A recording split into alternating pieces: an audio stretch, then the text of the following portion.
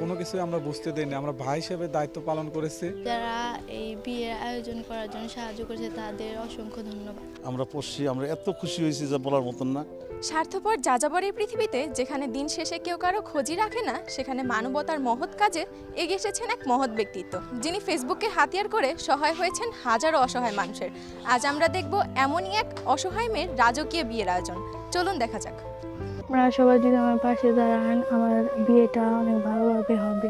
প্রত্যেকটা মেয়ের জীবনে স্বপ্ন থাকে তার বিয়ে জাঁকজমকপূর্ণ আয়োজনে হবে, কিন্তু নুন আনতে পান্তা ফুরায় এমন অভাবী ঘরের মেয়েদের কাছে এমন বিয়ের আয়োজন অপূর্ণনীয় স্বপ্ন। তেমনই এক অভাবী ঘরের মেয়ে সিরাজগঞ্জের কান্দাপাড়া এলাকার মনিকা খাতুন, যে দারিদ্র্যের জাতাকলেই বেড়ে উঠেছে, যে ছোটবেলা থেকেই মানুষ হয়েছে তার দাদির কাছে। তার বাবা এক দুর্ঘটনার শিকার হয়ে হারিয়েছেন দৃষ্টিশক্তি, সাথে স্মৃতিশক্তিও। ফলে শৈশবেই হারিয়েছে মায়ের ছায়াও। সংসারের হাল ধরার মতো শক্তি, সামর্থ্য কিছুই ছিল না এই পরিবারটির। এমন এক কঠিন বাস্তবতায় মনিকার বিয়ের বিষয়টি হয়ে উঠেছিল দুশ্চিন্তার বড় কারণ। ঠিক তখনই একজন অভিভাবকের মতো সামনে এগিয়ে আসেন মামুন বিশ্বাস। কোনো রক্তের সম্পর্ক নয়, তবুও নিজের কাঁধে তুলে নেন একজন বাবার দায়িত্ব। সিদ্ধান্ত নেন এই অসহায় মেয়ের বিয়ে তিনি নিজেই সম্পন্ন করবেন।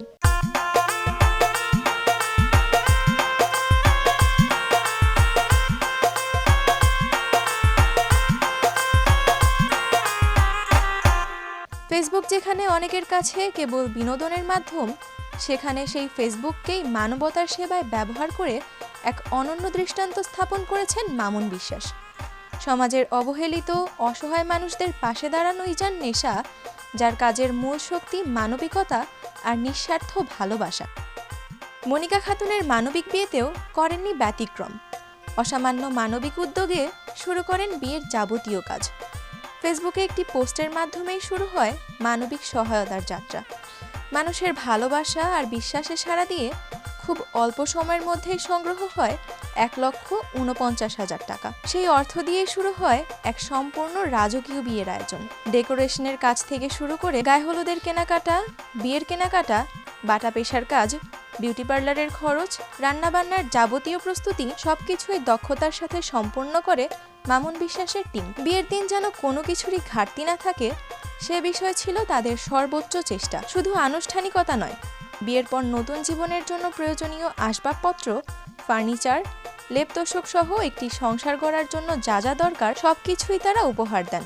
এখানেই শেষ নয়, বরকনেকে ভবিষ্যতে স্বাবলম্বী করে তুলতে একটি গরুও দেওয়া হয় তাদের, যেন তারা স্বাবলম্বী হওয়ার শক্তি পায়।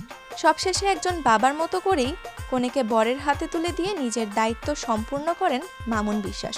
এখন আমরা কথা বলবো সেই মহৎ ব্যক্তিত্বের অধিকারী ব্যক্তির সাথে। কেমন আছেন ভাইয়া? আমরা আজকের এই আয়োজন সম্পর্কে জানতে চাই। মনিকার বাবা অনেক আগেই অসুস্থ হয়ে একটা চোখ অন্ধ হয়ে যায়, আর একটা চোখও নষ্ট হওয়ার পথে। তার মাও ছেড়ে চলে গেছে তার বৃদ্ধ দাদি মানুষের বাড়ি কাজ করে তাদেরকে বড় করে। যখন বিয়ে ঠিক হয়, আসলে কিন্তু তার পরিস্থিতি ছিল না সেই বৃদ্ধ দাদি তার নাতিকে বিয়ে দেয়। তখন আমরা জানি বিস্তারিত পোস্ট করলে ১,৪৯,০০০ টাকা হয়। সেই টাকাতে মনিকার আজকে রাজকীয় বিয়ের আয়োজন করেছি, পাশাপাশি কর্মসংস্থানের জন্য একটা গরু তুলে দিয়েছি, খাট, আলনা, শোকে যাবতীয় ৮-১০টা আমাদের ধনী পরিবারে যেরকম বিয়ে হয় আমরা চেষ্টা করেছি সর্বোচ্চ আয়োজন করাটা। মনিকা হয়তো বুঝতেই পারে নাই তার মা হারানো কষ্ট কিংবা অভাবের দারিদ্রতার মধ্যে বেড়ে ওঠা, কোনো কিছুই আমরা বুঝতে দিইনি। আমরা ভাই হিসেবে দায়িত্ব পালন করেছি, যাতে জানি মনিকা সারা জীবন বুঝতে পারে যে না, আমার বিয়ে সবচেয়ে বড় আয়োজনে হয়েছে। এজন্য ধন্যবাদ কৃতজ্ঞ দেশ এবং দেশের বাইরে যে সকল মানুষ আজকে মনিকার পাশে দাঁড়িয়েছিলেন। আমরা মাত্র একটু চেষ্টা করে যাচ্ছি।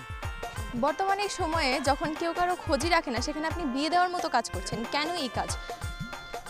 আসলে পৃথিবীতে যে অসহায় মানুষগুলি আছে, প্রত্যেকটা মেয়ের কিন্তু একটা স্বপ্ন থাকে যে তার জীবনে বিয়ে, তো মানুষের জীবনে একটাই, সেই বিয়েটা যদি বিভিন্ন আয়োজন এবং স্বপ্নের মতো হয়, অনেক পরিবারে কিন্তু আর্থিক অনটনের কারণে হয় না। আমি সেই জায়গাটা চেষ্টা করি এই অসহায় মানুষগুলোর বিয়ে যেন রাজকীয় আয়োজনে দিতে পারে। সারা জীবন যেন সে মনে করে না আমার বিয়ে আমার বাবা মা থাকলে হয়তো এরকম দিতে পারতো না। এই জন্য আমি চেষ্টা করি, পাশাপাশি যারা আমাদের আমরা পিছন থেকে সবসময় সহযোগিতা করে এই কৃতিত্ব তাদের জন্য। আমরা তো জাস্ট একটু স্বেচ্ছাশ্রম দিয়ে একটা মানুষের মুখে হাসি ফোটাই। দিন শেষে এই মহৎ কাজগুলো করতে পেরে আপনার কেমন লাগে? দিন শেষে একটা মানুষের মুখে যখন হাসি দেখি ভালো লাগে, আত্মতৃপ্তি পাই এবং আরো ভালো কাজের অনুপ্রেরণা পাই। মামুন ভাইয়া সহ অন্যরা যারা এই বিয়ের আয়োজন করার জন্য সাহায্য করেছে তাদের অসংখ্য ধন্যবাদ। আমার বিয়েটা এরকম হবে আমি কখনো ভাবতে পারি নাই। আজকে আমার পূর্ণতা হলো, স্বপ্নটা পূরণ হলো। যারাই আমার বিয়ের জন্য এত আয়োজন করছে তাদেরকে আমি জানাই আমার পক্ষ থেকে ধন্যবাদ। দাদির কাছে ছোট থেকে লালন পালন করে দাদি বড় করছে। বিয়ে দেওয়ার মতো সামর্থ্য আর দাদির নাই। তো বাবা তো অসুস্থই দীর্ঘদিন পড়ে আছে। তো বিয়ে দিয়েছে মামুন বিশ্বাস।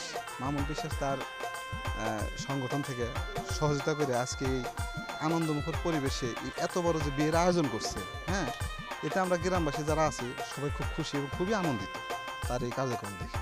হ্যাঁ, মামুন বিশ্বাস উনি এমন একটা কাজ করছে, মহৎ কাজ, যে ওনার এই বিয়ের অনুষ্ঠানে এলাকাবাসী আমরা এত খুশি হয়েছি যে বলার মতন না। ওনাকে ধন্যবাদ, আবারও ধন্যবাদ। বিয়ে দেওয়ার সামর্থ্য ছিল না, মামুন বিশ্বাস আইসা অন্য বিয়ে দেওয়া ধুমধাম করে দেয়, সেই ব্যাপারেই বিয়েটা নামা দিছে। আমরাও খুশি। আপনারা দোয়া করেন আমার নাতিনের নিয়ে, আমার নাতিনের শান্তি থাকে। আমি জীবন ভরা দোয়া করি নাতিনের নিয়ে। চোখে ছিল তৃপ্তির জল, মনে ছিল এক অপার শান্তি, কারণ আরেকটি অসহায় মেয়ের জীবনে তিনি ফিরিয়ে দিতে পেরেছেন নিরাপত্তা আর সম্মানের ঠিকানা। এভাবেই মানবতার ফেরিওয়ালা মামুন বিশ্বাস করে চলেছেন কল্যাণের কাজ। এর আগেও তিনি বহু অসহায় মেয়ের বিয়ের দায়িত্ব নিয়েছেন। ভবিষ্যতেও মানুষের পাশে থাকার এই পথ চলা অব্যাহত থাকবে, এই প্রত্যাশাই রইল। নবদম্পতির জীবনে থাকুক সুখ, শান্তি আর ভালোবাসার এক নতুন অধ্যায়। মানবতা ছড়িয়ে পড়ুক আরও অনেক দূরে। পরবর্তী আরও ভিডিওর জন্য গঞ্জের কথার পাশেই থাকুন।